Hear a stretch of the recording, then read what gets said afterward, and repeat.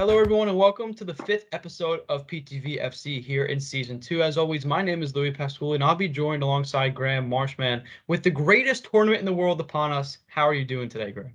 I'm doing great today, Louie. I'm really excited. I got a little bit of World Cup fever. We're only, I think, 4 days away now, so I'm super excited for this tournament. Yes, the first game will be on November 20th. And speaking of the World Cup, I want to first talk about the group. So let's just go over them real quickly. Group A, Netherlands, Ecuador, Qatar, Senegal. Group B is Iran, England, Wales, and of course the USA. Group C, Argentina, Mexico, Poland, Saudi Arabia. Group D, Australia, Denmark, France, Tanzania. Group E, Costa Rica, Japan, Germany, Spain. Group F is Belgium, Canada, Croatia, Morocco. Group B is Brazil, Cameroon, Serbia, and Switzerland. And then Group H, Ghana, Portugal, Uruguay, and Korea. So first, I'll give you the floor. Let you talk about any of those groups that I just mentioned. Well, obviously, we want to focus on Group B, which is England, Iran, and the United States and Wales.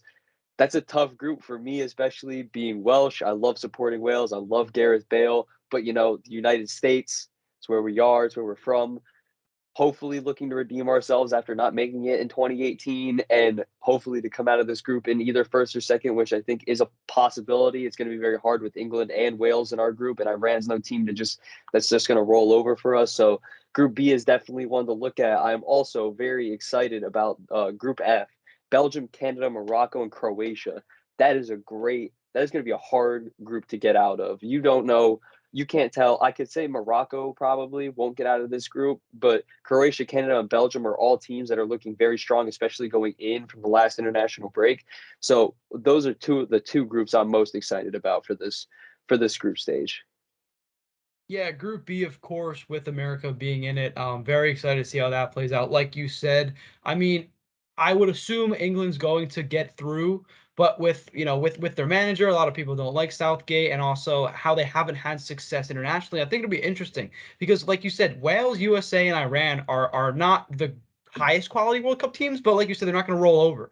So I think the USA will have a great game against Wales. Also, we were talking about Wales last time. Gareth Bale has not scored a World Cup goal ever. Just fun fact. Wales hasn't made the So World Cup since Gareth Bale's been on the team, yeah, so I mean that's why. So yeah. Also, Robert Lewandowski has not scored a World Cup goal with Poland either. But that's okay. That's just off the top of my head. Anyway, so I ran England, Wales, USA. Again, I assume England will go through, but who knows? There very well could be hiccups, and all the English fans who are saying it's coming home, it's not coming home. I can guarantee that. But should be a really good group to watch. And I agree with you. I think Group F is going to be awesome too. I mean, Canada, I think I would put them at third in the group just because they're really really young and they haven't really shown themselves in international play yet. Whereas Belgium and Croatia both have experience in the World Cup as well as like international play. But Canada's future is very similar to the U.S. I think they're only a step or two behind the U.S. and the trajectory of both teams are very similar. I wouldn't say they're a step behind the US at all. I would think they're a step ahead because Really? we saw when CONCACAF when during the World Cup qualifiers, Canada was winning games. They were really getting in there, really establishing themselves as the best team in CONCACAF. And when the United States played them, we just looked subpar compared to Canada, and Canada just looked like the overall best team in our region of the world. So I'm really excited about this Canadian team. Now, Alfonso Davies is hurt going into this, so I don't know how if he's going to start right off the bat or if he's going to be on very limited minutes through this group stage, which might have a huge effect. But this Croatia team isn't as strong as their last Croatia teams that we have seen. They are getting a lot older, so we'll have to really see how this goes. And this Belgium team, the golden age of Belgium, that's what they called it. And I don't know if they can really work out with I don't know. It's hard to say with this Belgian team because once we thought they would be great, but they never really pulled through with the success we thought they would have.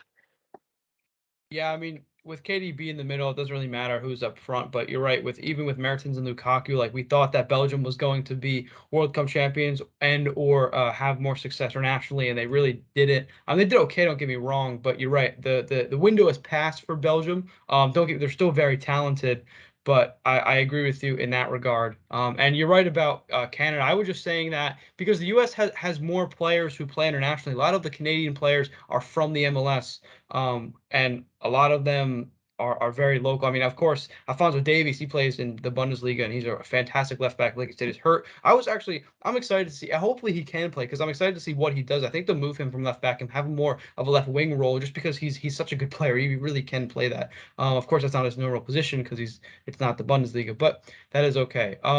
Group of death. Do you see any group of death here? Probably like Group F. Probably Group F. I would have to go with Group F. So you have that Belgian team, you have this really young, exciting Canadian team, and Croatia's, while the aging, are still really good. And Morocco's no pushover, especially now that they have like Hakim Ziyech back in the squad. Not that they got rid of that manager. It's really, I think that's the group of death. I really couldn't tell you any other groups other than maybe Group B with the England, United States, Wales, and Iran. But I just don't think that group is as strong overall as Group F. So I'm definitely thinking Belgium, Canada, Morocco, Croatia is probably the group of death in my opinion.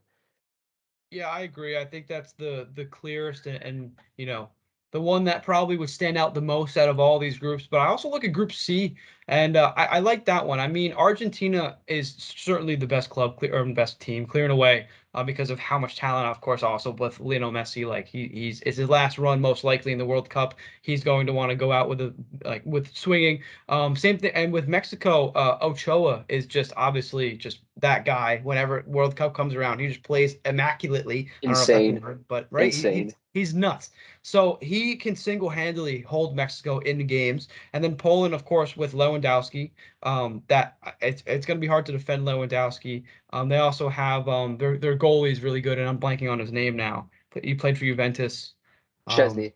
Yes, he is extremely good. And Saudi Arabia is a little bit of an outlier. I don't think that they're gonna really compete too much. But even so, I mean, Group C could do some damage. Well, honestly, in this group, I think Poland go through because Mexico's looking a little weaker, especially like after that CONCACAF season, losing the United States and Canada, finishing. Yes, they finished second, but that was just because the United States had a bad run of form at the very end there. But I think that Poland is definitely a better team than Mexico overall. Well, some people won't see that because there's like a CONCACAF bias for Mexico for some reason because they've just dominated it for so long. But I don't think they're in that like era anymore where they've dominated CONCACAF and they're going to come in excited. I think that Poland is honestly a better team. Yes, Argentina is far and away the best team in that group. I don't understand the Argentina hype going into this tournament. I really don't think their squad is good enough to win it all. Yes, I get it's Messi's last year. I guess I know everybody would want to see that, but I just don't think they're good enough to be honest. I really don't think Argentina has the squad depth and has like the best players in every position to be able to win them a World Cup. And I am really upset actually about the amount of bias I have seen toward Argentina winning this tournament. I will say they are in form. They have like a crazy stretch of unbeaten. I think it's like 30 plus games in which they haven't suffered a loss. But I this is a team that has all the talent in the world. They haven't been able to gel, and we've seen this for the last like 8 years, where Di Maria, Messi, Higuain, like all of the great. I'm forgetting a million of them, but all of the great Argentinian players can come into the squad, and it doesn't seem to work out because they always seem to come up short. So that critique that you had very well could be true because like we said, you don't think they have the squad depth, and also I personally haven't seen them been able to come up with enough chemistry, team chemistry, because sticking Messi into a squad like that is always a plus, right? But he's not going to be able to do everything. It's a sport with 11 guys on the pitch. But then again, like Argentina, they don't have a better squad than France going into this World Cup, even though France is extremely injured. They don't have a better squad than France. I don't think they have a better squad when it comes to talent than England overall. Like you see the guys in England, yes, there's a little bit of bias because of the Premier League and everything. A lot of people say that. But I don't think they have a better squad than England going into this tournament. I don't think they have a better squad than Germany going into this tournament. I don't think they have a better squad than Brazil going into this tournament. I really don't see Argentina as that team that everybody's surefire that they're going to win the World Cup. Everybody's like sold on Argentina winning this. Partially because it's Messi's last year and there's that bias there. But like, I don't understand the Argentina hype, and I think there are a lot better squads in this World Cup than Argentina, and I don't think Argentina has the guys to carry them to a World Cup final. That's fair enough. Now you mentioned Germany. I want to talk to you a little bit about Germany, going off script here a bit, but Germany is not really getting too much love. They're ranked outside the top 10 last time I checked. How do you feel about that ranking, or just the German squad in general? Well, I think the German squad looks very good right now. Yes, we lose Timo Werner to injury, but it's he's gotten better since being at RB Leipzig again, and I And think right this now Germany they're ranked squad, below Denmark, which is kind of crazy. Ranked below Denmark. it's ridiculous. This Germany squad is so strong. You look at Germany's lineup, it's insane the guys we have. I mean, yes, we're still starting Manuel Neuer, and we actually only beat Oman 1-0 today. But and we still have Thomas Mueller, who's I believe up there about to pass a couple of the guys for the top goal scorer in the World Cup. I think he only needs a few goals to pass a few of them. We have Jamal Musiala, who plays for Bayern, who is an up and coming talent guy. He looks amazing. We have Rudiger. We have Leroy Sané. We have what's his name? The young kid, Mukuku, I think it is. Of Mukuku. Dortmund. He plays for Dortmund. Yeah, he Joshua Kimmich, Leon Goretzka, all these guys who are just Serge Niklas Gnabry. Süle. Yeah, Sule, Gnabry. Like, how can you look at this team and not think to yourself, like, it's ridiculous how low they have us ranked. And there's one guy who I knew this World Cup was going to be good when they announced him in the squad, and he is the hero of the 2014 World Cup, Mario Götze, back in the Germany squad. He's ready to come in here. I hope we see him play at least a little bit after winning us the tournament in 2014 against Argentina. If you can't tell, I am a Germany fan. I do support Germany nationally, but I'm really excited to see this German squad play because I do think we have the squad to win the World Cup.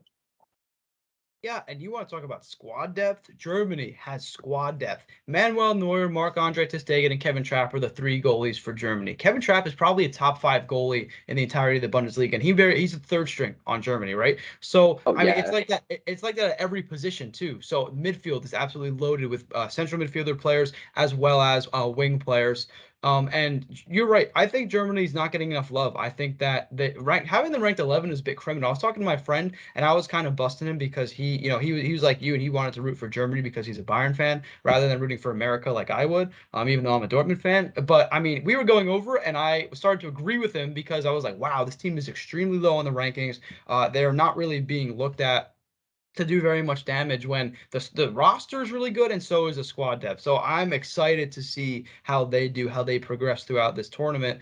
And looking at their group here, I mean, it's basically them in Spain. I think that those two teams will advance, and then after that, Germany should have a good run at it, just based on what we've been talking about. Oh So yeah, now. definitely. Yep. Now I want to move on though to America specifically. The squad has been chosen. You're shaking your head. Ever since it came out, you've been telling me how you don't like it. So I want to hear what you have to say about it. Well, I like the majority of the squad, but there are just some guys that they left out that I just cannot wrap my head around. Leaving out Ricardo Pepi, the guy who carried us partially through the whole like qualifying process, really stepped up to be in his first World Cup and bringing like oh God, it just actually really upsets me seeing some of the guys that they put in this squad, like some of the guys who just don't deserve it, like Wright, like Aaron. I don't know how to pronounce his first name, but Wright. I think it's Haja Amir Wright. Like, really, you're gonna put him in the squad over someone like Ricardo Pepi, who's been doing it internationally for us and has been really working for us. And then on the defensive end, bringing someone like Aaron Long to this World Cup. Aaron Long, God, it's atrocious to see. Berhalter has really, really done a terrible job with the selection, and I don't agree with it whatsoever. Now, do you have a projected starting 11 that you'd like to see from this team? So definitely Matt Turner in goal, Okay. Yep. Walker Zimmerman, Anthony Robinson on the right, right back, Serginho Dest, left back. Who's our left back? I don't know. God, why can't I remember his name? Look him Uh, up real quick. yeah, look him up real quick. I can't We'll skip remember our that left position. back. Yeah, okay. In the midfield, center defensive mid, I definitely want Tyler Adams. Great form right now. He looks he looks amazing in the Premier. He's doing it in the Premier League for Leeds. So, and then I want Gio Reyna and Weston McKennie next to him, and then up top, probably Brendan Aronson. with Christian Pulisic and Timothy Way. That'd probably be my starting 11. I'm Am I happy you said. missing? Am I missing Uh, anyone else? Am I missing one no, guy? no, I don't believe so. I'm happy Okay. you said. Well, maybe Gio Reyna, just because Dortmund.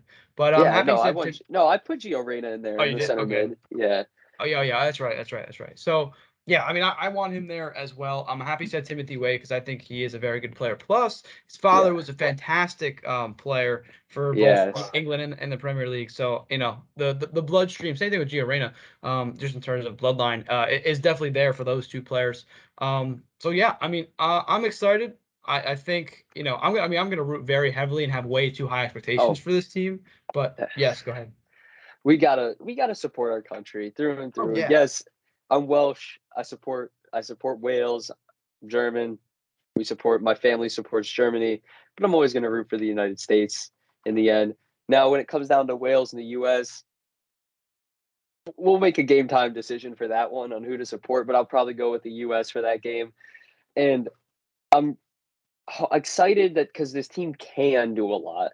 This team can do a lot, but like sometimes they just don't put it together. Like the last time we played Japan and last time we played Honduras, like those games that were just disgusting looking. We couldn't connect anything together. We couldn't even get a shot off on goal on Japan, stuff like that. So we'll see. High expectations, but very could end up very, very low. Yeah, depending on what happens. Well, you talked about expectations. How far do you think this American team can go? At most, round of 16. At most. Yeah, I would agree. There's a chance they win a game against like Spain or whoever, I don't know, whoever America will get to play if they advance. But I mean, I think that getting out of the group stage would be challenging, and then winning a game in the round of 16 will be even harder. Then again, we have seen some American teams that just do insane things at the World Cup, and no one ever expected us. And then like that year we lost to Belgium 2-1, that heartbreaking year, 2014 in Brazil. But so we can put things together sometimes. We can do miraculous things as a country, but I don't know if this team is better than those teams have been. This team tactically is better. This team plays better. This team is just more talented in general. They're younger. But do they have the miracle factor that some past US teams have had? I don't know. We'll have to see. And I can only hope for the best for us. But round of 16 is what I'll go with. I think that's pretty fair expectations. But in order to see those come to fruition, or maybe they won't come to fruition, you'll have to stay tuned into PTV FC. Make sure to watch the World Cup because it is going to be such an awesome spectacle. Only happens once every 4 years. I cannot wait. Also, be on the lookout for more PTV FC World Cup content coming your way very soon. So for Graham Marshman, my name is Louie Pasculli, and we will see you next time.